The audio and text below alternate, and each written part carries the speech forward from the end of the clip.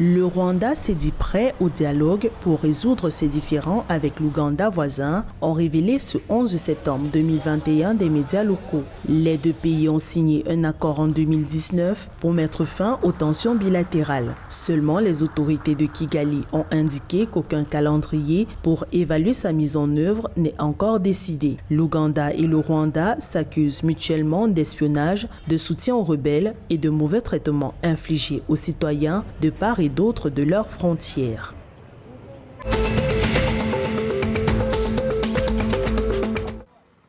Des pourparlers se sont tenus entre le président somalien Mohamed Abdullahi Mohamed et le premier ministre Mohamed Hussein Roble ce 11 septembre 2021. Les deux hommes se sont affrontés à deux reprises cette semaine à propos d'embauche et de licenciement au sein des agences de sécurité somaliennes. Une dispute qui a menacé de mettre en péril le fragile processus électoral en cours dans le pays. Selon des observateurs, l'impasse politique en Somalie détourne l'attention des autorités sur les questions sécuritaires, notamment le terrorisme qui sévit dans le pays.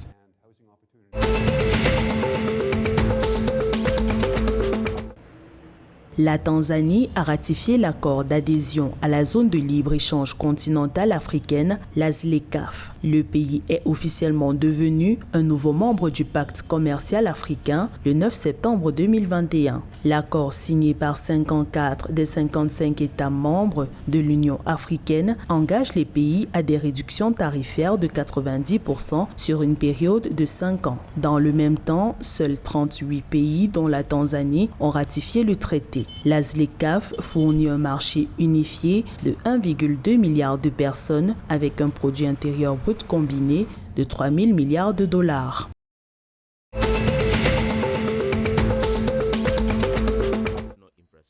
Le service de la dette publique de l'Ouganda a augmenté à 70 300 milliards de shillings, indiquant une croissance de 22,5% en juin 2021. Selon la Banque centrale ougandaise, cette hausse se justifie principalement par d'importantes pressions sur les dépenses résultant des perturbations dues au Covid-19.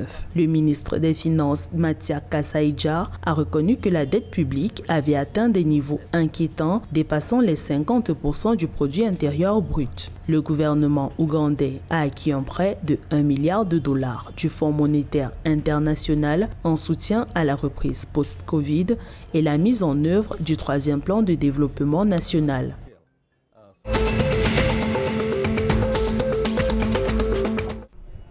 L'Éthiopie veut mettre fin à ses importations d'engrais, de charbon et d'acier. Dans un délai de 3 à 6 ans, le pays d'Afrique de l'Est veut commencer à produire localement ses consommables grâce à l'exploitation de ses gisements de gaz naturel, charbon et minerais de fer. 12 entreprises ont déjà obtenu des licences d'exploitation de ces ressources naturelles. Leurs usines devront être opérationnelles d'ici fin 2022.